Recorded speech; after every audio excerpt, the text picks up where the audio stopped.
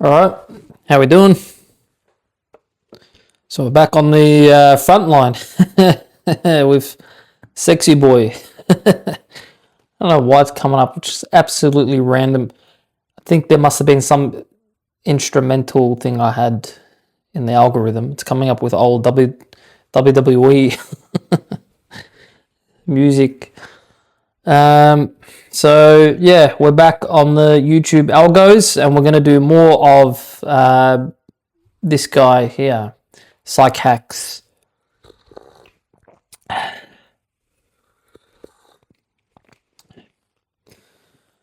So we're just going to be watching a bit more content and doing a commentary / criticism. So we'll go back on his channel. Not really going to bother too much with the shorts. We don't like to say it, many won't even admit it, but all women understand something about men. Namely, a big part of why men give them attention and pursue them for sexual relationships is because they are physically attractive. All right. I want to place this more in the corner. All right. So I was going through the channel and I just couldn't choose anything, so I thought I'd just decide to do it the same way I did before and choose a video. Like I was just scrolling through and I was like, if I decide to do one, like if I highlight one now and then decide to do it in the video, I figured I'll just end up changing my mind anyway, so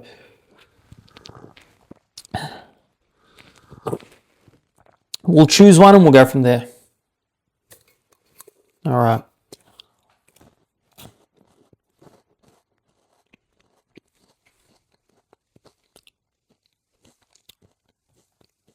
Where are all the real men? I think we'll try to do some more recent ones, just so we keep it, I guess, more relevant to where he's at in his consciousness, if that makes sense. Because even if you go to the old videos, like, I mean, they're just really, I want to click on them, but they just honestly just seem so simple and basic. Like I don't want to just dwell on, superficial. It gets really painful, you know what I mean? I don't want to put the only viewers I have to sleep. Like, yeah, look. He's got like this kind of old vintage classy theme, but it just seems so basic and superficial. Don't be her option. Getting versus keeping. Man, it's just very superficial. Like, it doesn't look as superficial as it is. So we'll click on how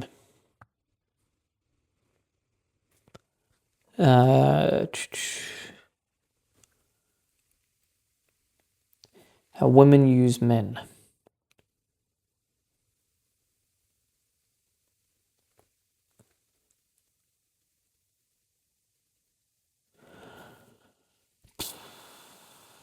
All right, we'll go with this one. I don't need a man. And then I'm thinking maybe this one, disagreeable women. All right. So let's see how we go. The sound should be coming in all right from the laptop to the mic. I'll bring the laptop a bit closer. Let's go. Oh, sorry about that. Video creators. I just found a software that color grades On for them. top. So I came across Imagine AI, which allows you to go. I'm Dr. Orion Taraban, and this is Psych Hacks, Better Living Through Psychology. The topic for today's short I didn't know he was a is, doctor. I don't need a man. So it turns out that certain people, generally women, can take offense at some of my content.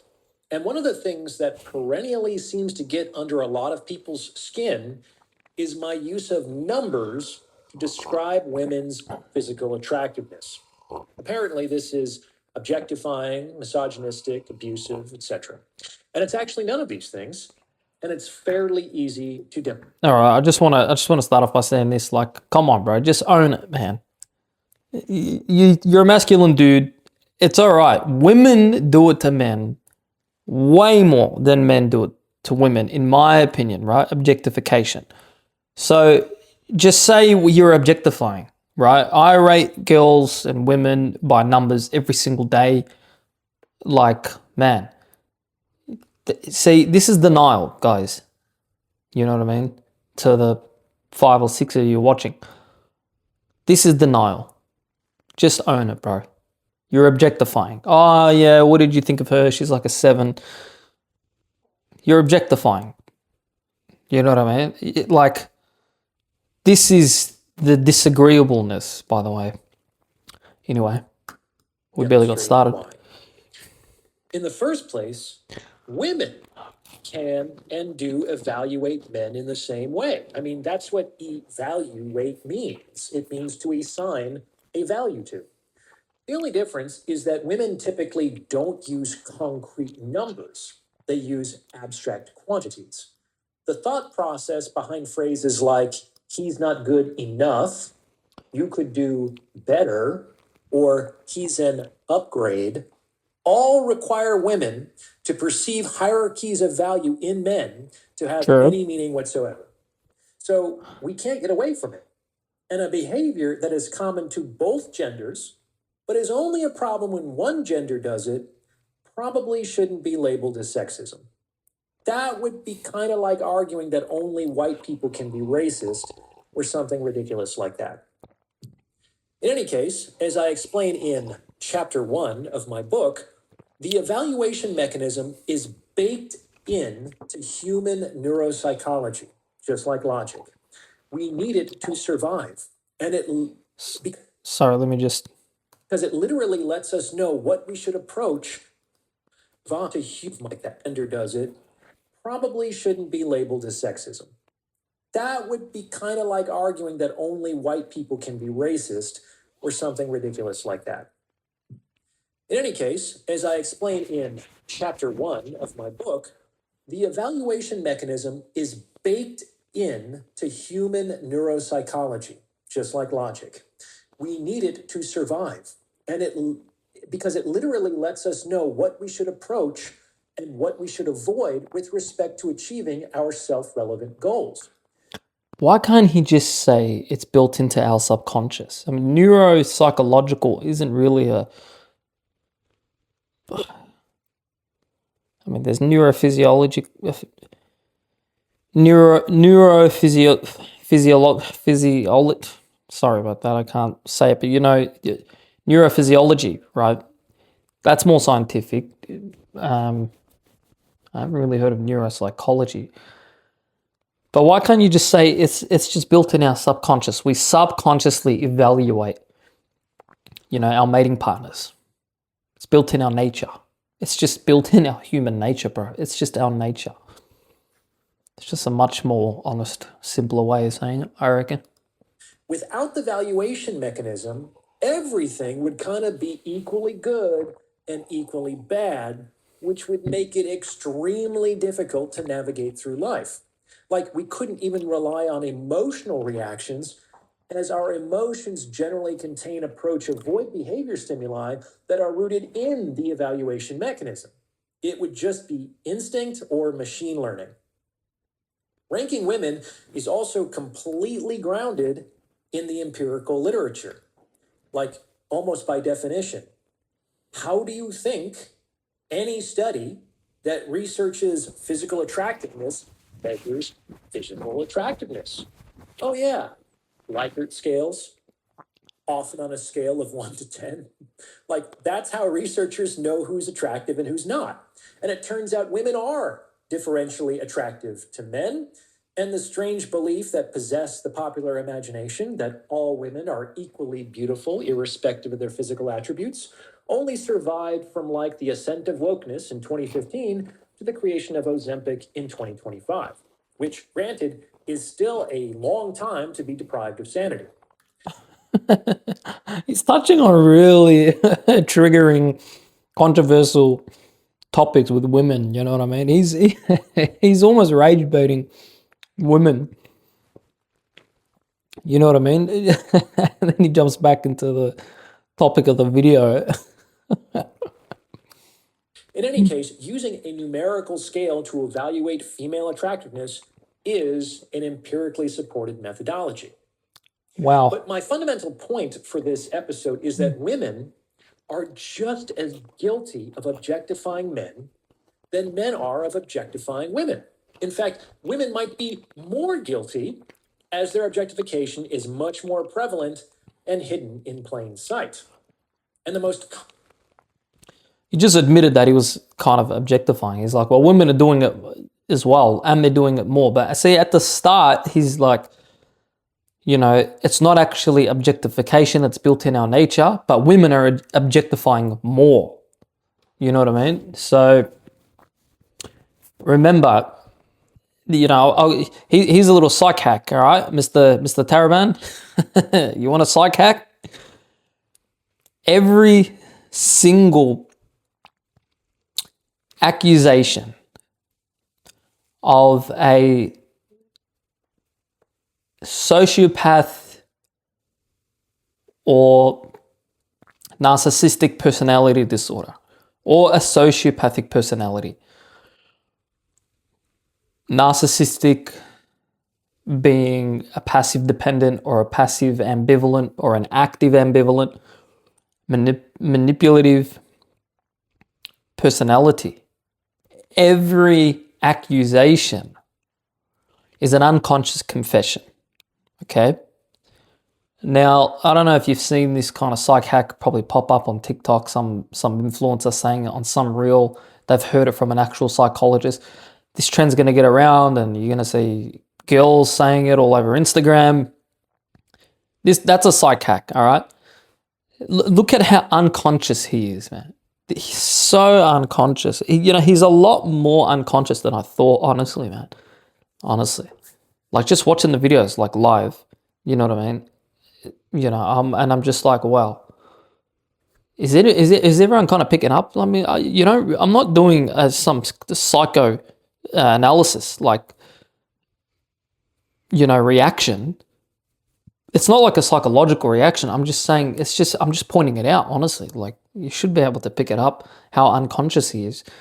He's accusing the opposite gender of doing exactly what he's doing unconsciously, right? It's an unconscious confession. The common way this is expressed is something that I hear over and over and over again from women who take issue with my content, namely, I don't need a man. Why would I ever serve a man? Why would I ever provide value to him? I'm not his mommy. I'm not his slave. I don't need a man. Projection.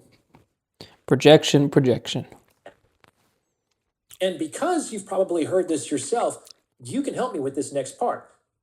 Why don't these women need a man? Like, what always comes after this? Help me fill in the blank. I don't need a man because what? The answer, when we return. When we return? Are you finally ready to understand how relationships really work? Then get your hands on my book, The Value of Others, How to Get and Keep More of What You Want in the Sexual Marketplace. Learn what actually moves the needle, why relationships fail, and how to position yourself for success in this strange new world of mating and dating. Over 100,000 copies sold. Get your... He sold over 100,000 copies, man. That's a lot, man. That's like a lot. This guy's made money. 100,000 copies. Surely he's made 7 figures in revenue. Wow. Mating and dating. Learn the psychology behind mating and dating. What about the psychology behind maturing and individuating? Wow, 100,000 copies, man. This guy's made more than all the Jungian psychologists combined. Doesn't that just show you trends pay? Doesn't that just show you where the money is going in the masses? Doesn't that just show you that the money is being poured into psychosis instead of actually maturing? Do you think it would have sold even 1,000 copies, even 10 copies, if the book was how to actually consciously sacrifice your own masculine grandiosity to individuate into a mature man or woman? Bruh, sorry, that caught me off guard. Course today, now available in ebook, audiobook, and paperback formats. The links are in the description. Imagine being able to build anything just by thinking about it. Sorry about the ads. 44. Do women say, I don't need a man because I already have plenty of love and support? No. Do they say, well, I don't need a man because I already have regular, consistent sex? No, that's not it either. Oh, do they say, I don't need a man because I already have a constant companion with whom to share my life? No, that's not it either. You know how the statement always ends, don't you? Why? Because What I'm these women independent? always say is, I don't need a man I'm independent. because I have my own money. I can pay my own bills, thank you very much. You see, this is how women tell on themselves. If you don't need a man because you have your own money, then what does that tell you women think they need a man for?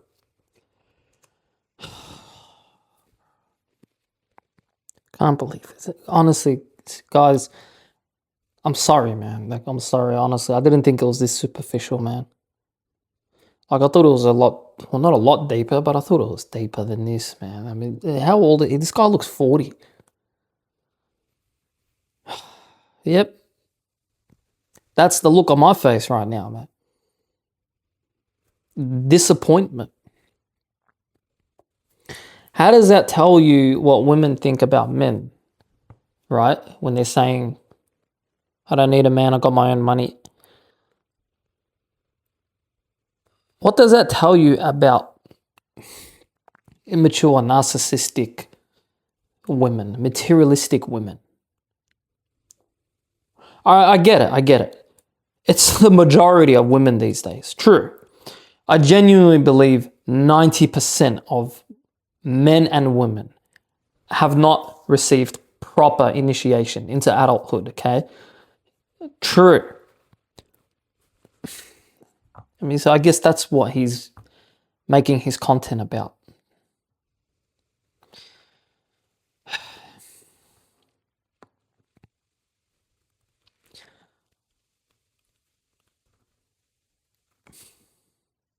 He's talking about women that are idealizing men, right? If you're dealing with these women in dating or whatever, the women that he's referring to, right? I don't need a man, I got my own money, what do I need you for? If she's, categorized the man in that category as only being useful, with money to provide. If he has money to provide, right? Okay, she's materialistic, she's superficial, she's immature. If she sees the man as only useful for money, then she's a narcissistic personality disorder, okay? Like, why do you feel the need to address this category of women, which is the vast majority, okay? Why do you need to address them like they're the problem? They have their own psychological issues that they need to deal with as a mature adult, right? To become a mature adult. Like, how much more helpful would it be, right, if he can just point out the reason why the majority of the women now are like this, and that you as a man need to be able to identify this. Instead, he's saying like how to deal with this, how to deal with it, you know what I mean? And how to give her like her reality check, you know what I mean? And how to be the independent guy that this kind of woman needs to chase or something, you know what I mean? Rather than identify the problem and then leave it at the problem, he's getting sucked into it, you know what I mean? It's so superficial, man. It's just, I don't know if I'll continue, you know, but Taraban, honestly, man, so disappointing. Like, it's just 10 times more superficial. I mean, look at his channel, look at the theme, look at the views, look at the engagement. You know, and it's just like watching a dating video of like a 22-year-old dating coach or dating influencer. Honestly, man, honestly, that's what his content is, man. It's so shit, man, and superficial. Honestly, my personal opinion. Like, it's not, you know, I'm not trying to tell you what he should like or shouldn't do. I'm saying why is he doing this instead of this? Personally, this is what I think. Like, because it's so much more shallow than I thought. He doesn't go into depth. He's a psychologist, you know what I mean? He doesn't go into like, okay, why the majority of women have projected their contrasexual part of their subconscious, right? Why have they projected such a fundamental part of their psyche that's important for their maturity? Why have they projected it onto the opposite sex in a culture, in a society? What is the root cause? What's the problem deep? Where's the problem deep in the plumbing? You know what I mean? What's the plumbing behind this psychopathology in men and women, bro?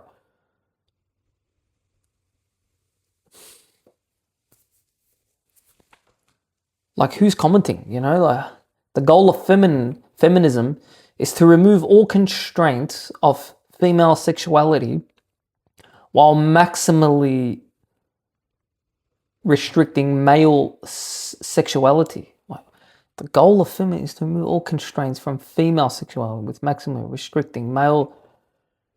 Who can restrict male sexuality other than males, bro? You know? I don't need it, man. Then you should believe her and leave her on her own. True.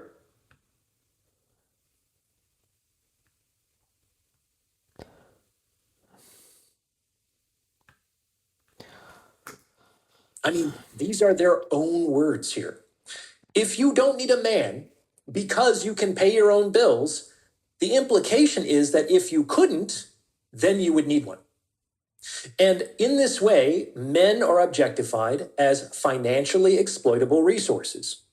And this is much, much, much more common than the objectification of women as sexually exploitable resources. Like, I have never, ever I would disagree. I think it's pretty evenly matched up. heard a man say on TV, in a movie, in a song, I don't need a woman because I can make myself orgasm. Thank you very much. Like, have you? I mean, can you even imagine? Here's the thing. Men can and do utilize women's physical fitness in their mate selection process, which can and does result in the objectification of women. And women can and do utilize men's financial fitness, their resources, their lifestyle. I just need oh man, I just gotta fix this whole logic, man. The objectification doesn't happen consciously. Therefore, it's not personal because it's not your personal ego doing it, bro. There's nothing wrong. There's no moral. You want to talk neuropsychology and you're talking about morality, bro. Guys, can you see this? Like, how is he built an audience, man. Like, how is he? Wow, bro.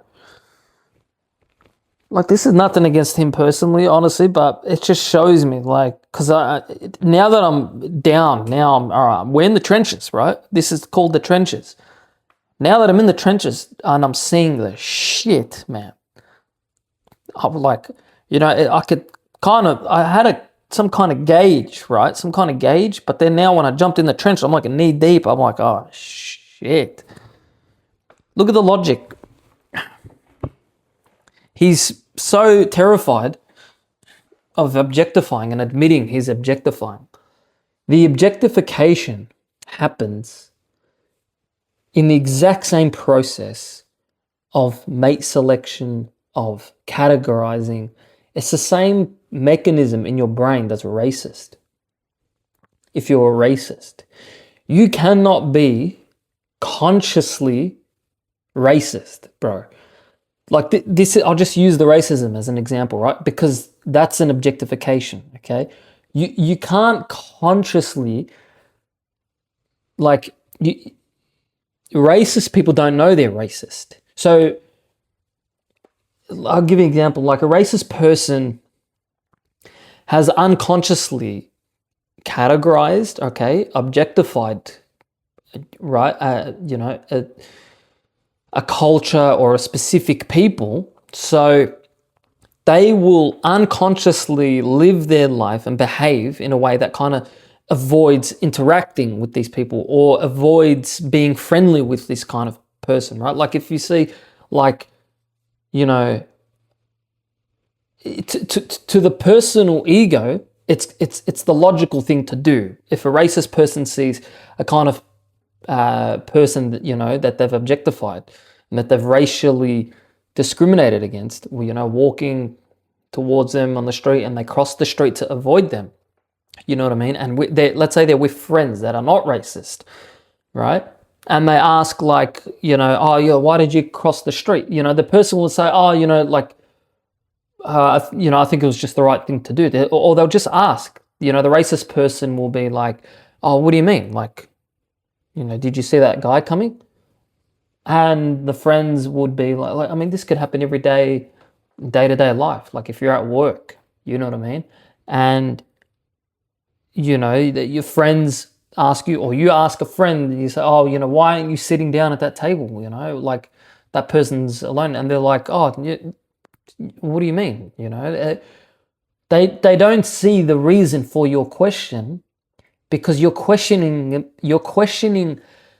their unconscious racism. So they're not conscious that they're racist. But to you, it's very clear that they've discriminated against someone else because of their race, right?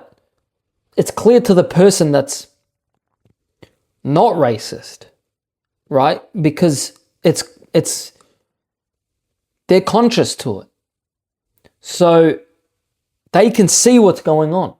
They can see the objectifying. But the person that's objectifying is not conscious. So they can't, you confuse them. You know what I mean?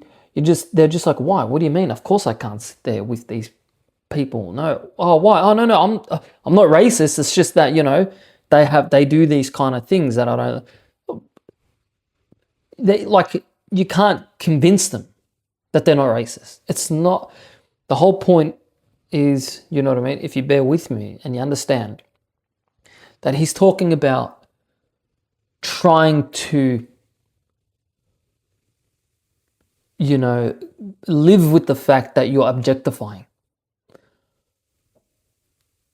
When you become conscious to the objectifying of the opposite sex, then you can understand that it is not coming from your personal ego, like he was just talking about before in his, his neuropsychology, saying it's built in our neuropsychology. It's our subconscious. It's our nature, man, right? And then he just runs away from it. Like he's just scared to admit that he's doing it. What more proof do you need, really, to bear witness in his identification with the unconscious. Can you see? Can you see his identification with the archetypal self? The archetypal self is the primitive. It is the center of your whole biological and psychological existence, right? That you're unconscious to, but it's in you, right? According to the psychologists. Look at this, man. This guy's not a fucking doctor, man. This guy's not a psychologist. This guy is a fan of psychology. He's a fan of psychology. He's completely biased, completely unconscious. He's unconsciously identified with his animus, with the masculine aspect of his unconscious. By trying to justify his conscious objectification of the opposite sex. Do you see what I mean? Like, if I hope you can understand, you know, because if you understand, then I can just move past this and we can go to something deeper, you know. I know I probably won't get any engagement at the moment. I'm not getting really the views or I'm not promoting, you know, the content. Like, I'm not really sharing anything. I haven't uploaded on the Instagram yet. I do have like so much content just built up, but I'm taking my time with it because I don't want to just post and just throw everything up there. I want it to be edited as well. Yeah, I'm just saying, like, I mean, if I get some kind of feedback that you can understand me, that you can understand, you know, we can take this down. All right? This is level 1. This is level 1. Can we move to level 2, please? I want to move to level 2. Okay, we can take out Taliban, right? Just in one sentence. Okay. I'll listen to him again. I'll listen to like the last minute or so, and I want you to try and observe and identify the point at which his conscious ego is trying to merge with his objective nature, right? With his unconscious nature. He's trying to merge with it, okay? He's not relating to the contrasexual, okay? As a psychologist, you are supposed to have a standpoint. You're supposed to look at the world from a viewpoint of a masculine and feminine essence that the universe operates with a masculine and feminine essence. All of nature, the entire world, God, all of psychology, all of metaphysics, all of religion, everything. All of existence exists in masculine and feminine, okay? You want to bring morality into this, bro. You want to bring like your opinionated, disagreeable, immature ego into this. But look, I'm going to play back a minute or so, and I just want you to see if you can notice what I'm talking about, okay? And then we can move up to level 2. And this is much, much, much more common than the objectification of women as sexually exploitable resources. Like, I have never, ever heard a man say on TV, in a movie, in a song, I don't need a woman because I can make myself orgasm. Thank you very much. Like, have you? I mean, can you even imagine? Here's the thing. Tate says it all the time. He's not ashamed. He's not embarrassed. He's not embarrassed to say the women in his life are literally only good for mating. Tate has completely identified the objective nature of a masculine, right? And he does it in a very, not toxic, I don't believe that there's toxic. He does it in a very aggressive, exaggerated, funny way, right? His personal ego is different. He has amazing relationships with the feminine. He has daughters. He has, female relatives that he looks after, right? But when it comes to this shit, when it comes to this topic of the objective nature of human beings, someone like Tate can completely be comfortable. All right? I'm just saying, I just want to show you as a comparison. You know what I mean? I'm just comparing, a masculine that's aware of his objective nature and that's comfortable, playing with it in a very controversial way versus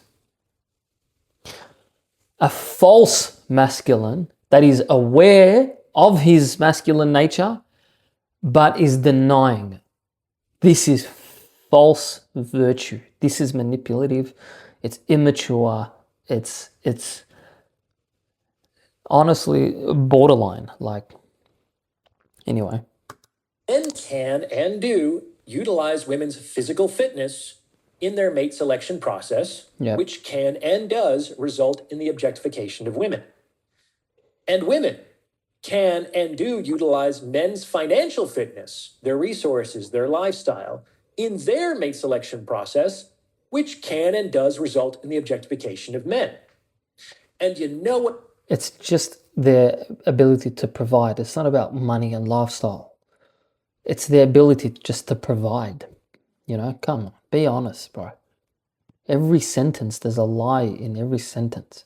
What my advice is to both men and women who choose to become upset over this, get over it. Get over it. This has been going on for hundreds of thousands of years. It is baked into our biology. It is so invisible in our culture that most people, unless they go out looking for it, don't even notice it happening. It is not going anywhere because it's just the way it is. And you know what? That's okay. Evaluating each other might not actually be bad, wrong, or immoral.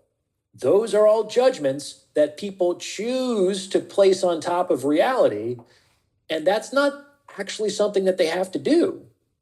In fact, if you're going to apply judgments, there's probably more evidence that evaluating each other might actually be good, in that it facilitates the perpetuation of the human species by guiding individual reproductive behavior in the direction of health and safety cues that increase the likelihood of offspring survival. So, there's that.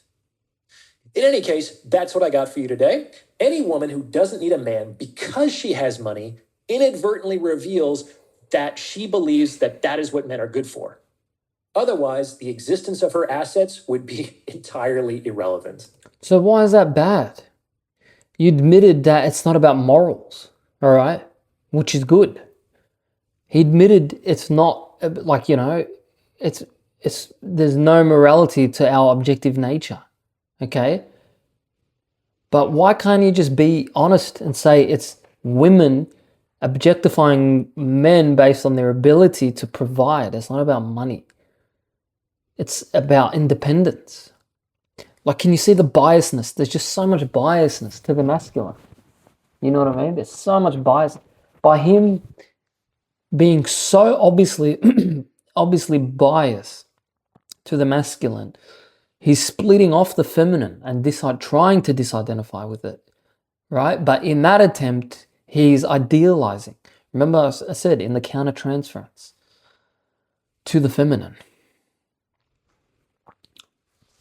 Stay safe out there, boys. What do you think? Does this fit with your own experience? Let me know in the comments below. And please, send this episode to someone who you think might benefit from Now this it's message. objective. Maybe someone needs to hear this. Maybe some. Now he's being objective when he needs to promote the garbage